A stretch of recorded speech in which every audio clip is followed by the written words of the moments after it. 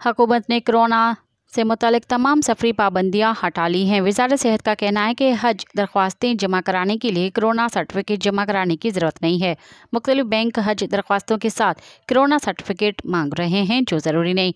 वज़ारत सेहत का कहना था कि हज रवानगी से पहले सऊदी हुक्म की हिदायत की रोशनी में नई एडवाइजरी जारी करेंगे।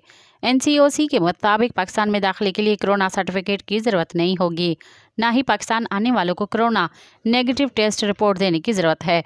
सफरी पाबंदियां हटाने का फैसला आलमी इदारा सेहत की गाइडलाइंस की रोशनी में किया गया। NCOC के मुताबिक एयरपोर्ट्स और पॉइंट्स ऑफ एंट्री पर 2% कोरोना टेस्टिंग भी ख़त्म कर दी गई है। मज़ीद ख़बरन ऐं तफ़सीलात लाइ विज़िट कयो असांजी वेबसाइट www.awamiNewsHD.com ऐं ॾिसंदा रहो अवामी न्यूज़ HD।